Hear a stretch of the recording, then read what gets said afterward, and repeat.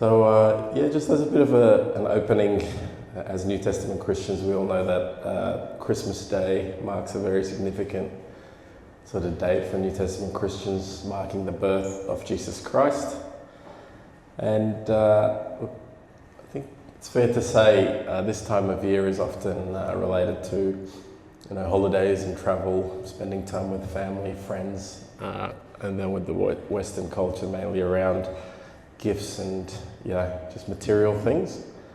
So I think it's important to take a pause sometimes and really acknowledge the true meaning of Christmas, and be conscious and cognizant that we are aware of the true meaning of Christmas during this time of celebration. Whilst all those things are good, we just need to sort of be centered and focused around the true meaning of Christmas during this time.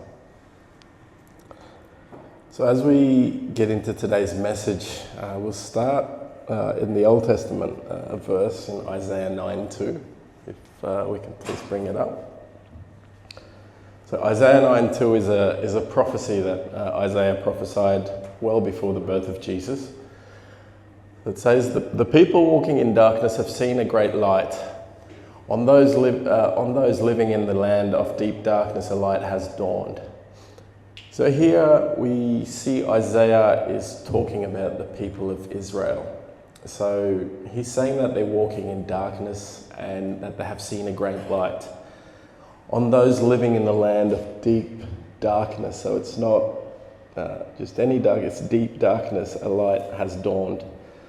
And when we read of light, it's compared to the sun, which is the greatest source of light. It says that the light has dawned. So we see a contrast between this deep darkness and a light that's comparable to the light of the sun. So just for a bit of context here, so here we're in the Old Testament about 700 years before the birth of Jesus. And Israel, as we saw, they're the chosen people of God, they're the holy nation. Israel is split into two between the northern kingdom and the southern kingdom. So the northern kingdom has 10 tribes, the southern has 2 tribes. And during this time, the Assyrian Empire rises. It's a foreign empire. It's well outside of Israel. And they're very dominant, very powerful people. And they start taking over kingdoms, heading from north to south. So as we said, the northern kingdom is at the top, the 10 nations, the 10 tribes of Israel. So they're working their way down. They're taking over a region at a time. So Israel are in turmoil. Israel are facing a very sort of hard time. They're in their promised land, which God gave them, but they're being taken over by the Assyrian army. And these people are invading them and taking over their land, their produce, their belongings. So in other words, they're effectively prisoners in their own homes at this time. And then during this time of anguish is when the prophet Isaiah says this in verse 9. So that's what when he talks about deep darkness, that's effectively what he's referring to in the context of this book. So at a time when they've lost their liberties, they're no longer free to do whatever they wish. They're under the power of the Assyrian Empire. They get this message, a great contrast, like saying, look, your time of darkness will come to an end. There's a great light coming, a light that's comparable to the light of the sun. If we read a bit lower in that same passage, 6 and 7, it says, for to us a child is born, to us a son is given, and the government will be on his shoulders, and he will be called Wonderful Counselor, Mighty God, Everlasting Father, Prince of Peace. Of the greatness of his government and peace, there will be no end. So, as we said earlier, when Isaiah's writing this, it's some 700 years before the time of Jesus' birth. And he describes that a child will be born, a son will be given. The government will be on his shoulders, and he will be called Wonderful Counselor, Mighty God, Everlasting Father, Prince of Peace. Of the greatness of his government and peace there will be no end. So here, if we read the first bit there, he talks about a child, a son. And this child, this son, isn't just given to his parents, he's given to us as in Israel, as in all people. And he's effectively a gift to mankind, we read here, Isaiah is saying. So, it interested me how it says a son after comma. So he's someone's son, and he was given to us as a gift. So he's a valued son, a treasured son. He belongs to someone, but he was effectively given to us as a gift. Then if we fast forward to the year or so preceding Jesus' birth, in Luke 1:31 to 33, we read, next slide please.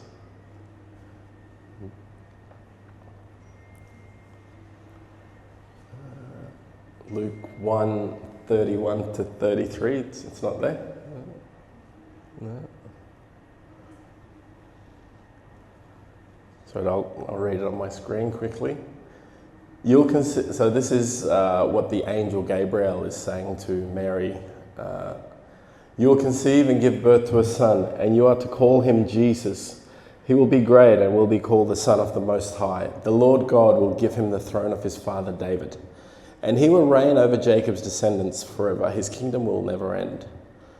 So if we compare the two passages of what Isaiah said versus what Luke writes about, it's very comparable. He talks of this son, but here the angel Gabriel reveals who his name is. So he tells Mary, you shall call him Jesus.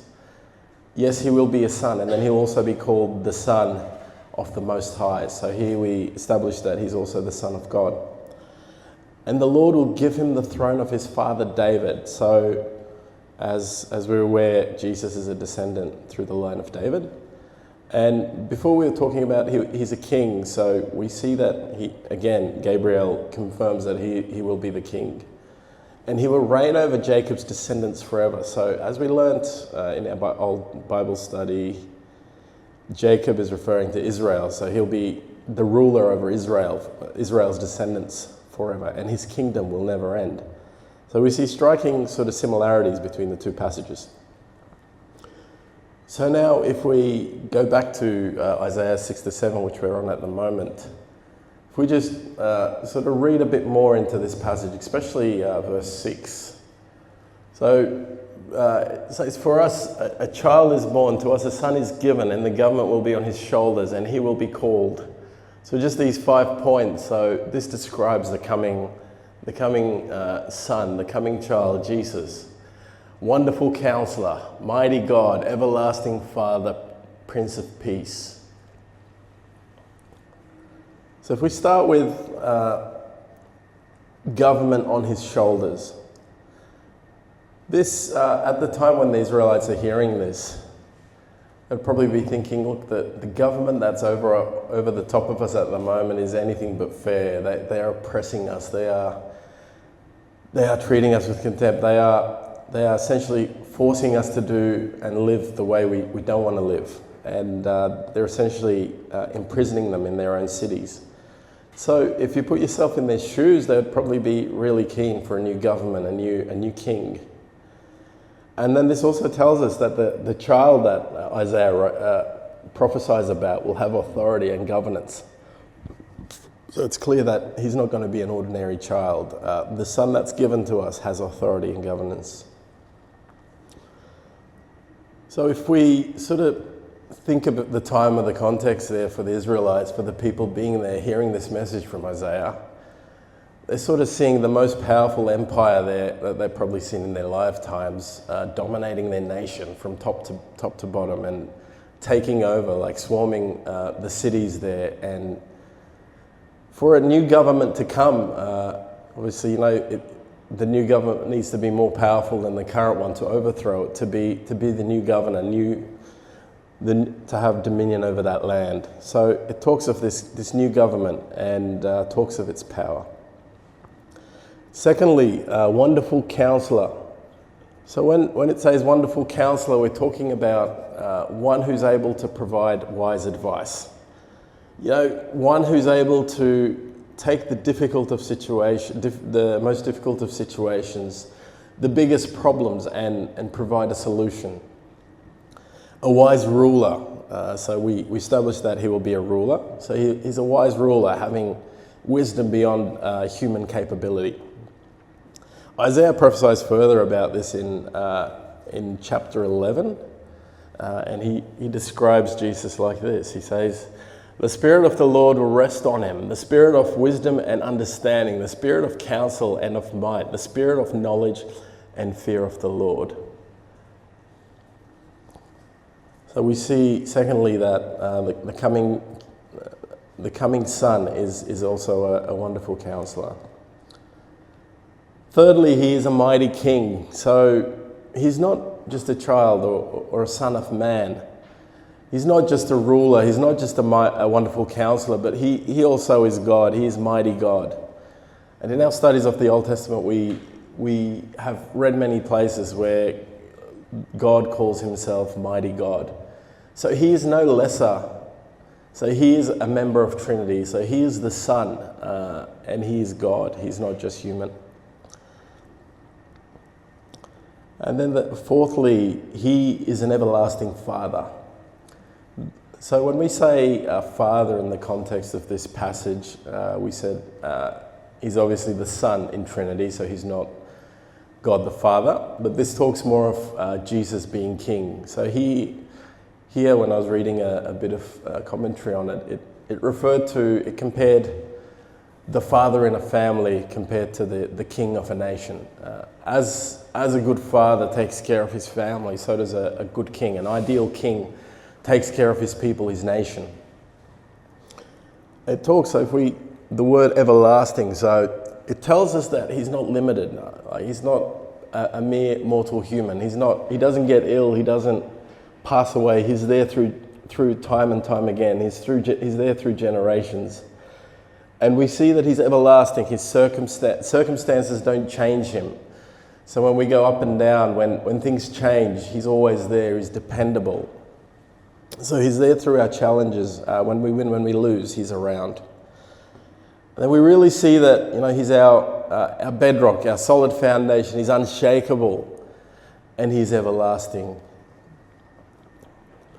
And then in terms of Father, we read of his, he's a protector, he's benevolent, he's a mighty God and a protector. So to have a mighty God who's also your protector, what an honor. He's kind and he's got good intentions, and he protects his people in their time of need. So you could just imagine at this time when they're captive, the Israelites, hearing these words, how much sort of rest it would give them. They need a protector at this time because the Syrian Empire is clearly overtaking them. Lastly, he says, this Son, Jesus, is unlike Israel's oppressor who's creating turmoil at the time. He is a Prince of Peace. So this king that we learnt of gives them wise counsel and just rulings. And the outcomes of those rulings are peaceful outcomes. He brings rest and calmness in the midst of great disturbance. So here we sort of saw a summary of how Isaiah described Jesus.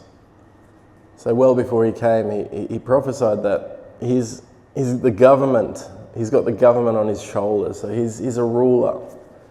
He's a wonderful counselor. He's also a mighty God, everlasting Father, and also a Prince of Peace.